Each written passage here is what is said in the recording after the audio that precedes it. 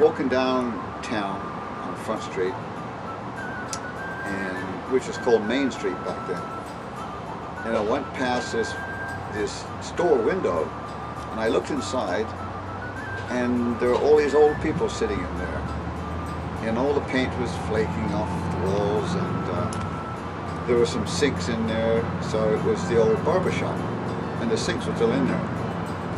And they didn't look very happy, these people. So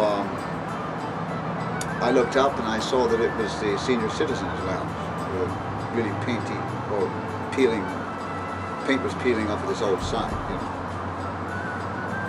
So it kind of bothered me to see these people in there like that. I went to James Lumber across the way there and got the roofing and on and on and on. And that's how it was all done. Donated labor. And I donated materials, and I donated the labor. So that was my first project.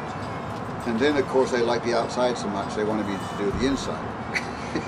But that was a bigger project. And then I got Fred Hill to donate the concrete, and I got somebody else to lay the brick and this and that. And then once again we got the lumber yards to donate the timbers for the roof. And it was a flat roof there. And that's the way that was done.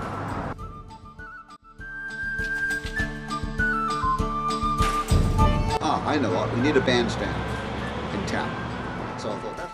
So then somebody said, well, you better hurry up, because I think somebody's already designed a bandstand on the waterfront, and we really don't like it. So put in your presentation.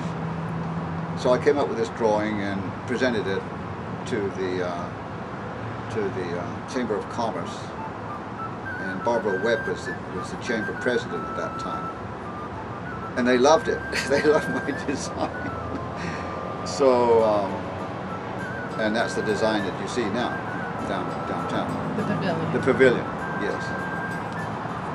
So I started on that, and I built that the same way as the senior lounge, with all donations, everything. And I put up a sign once again, because that seems to work, you know. You put up people's names, and they love to have some, you know, some advertising.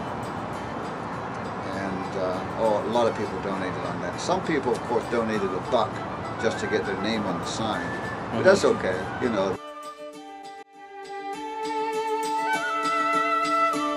Last year, 2005, he put on another mud stocking that was held up at the Northwest Design Center, and it was for the benefit of the Marine Science Center to reopen it. He raised over $30,000 in 2 days, and he got people together, from music bands to food vendors to performers, and then all the volunteers. So he gathers all these people together and makes it work.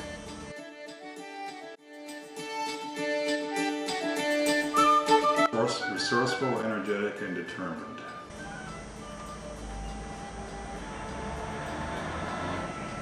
He's a jewel. I've begun to understand what was meant by that old saying of only mad dogs and Englishmen stand out in the midday rain.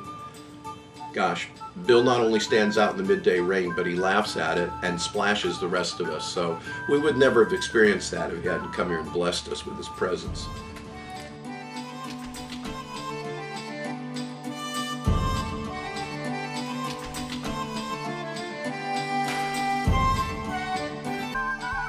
Very close bond to the city. Oh yeah. And my passion is for my community, you know, which I believe it's everybody's duty to be.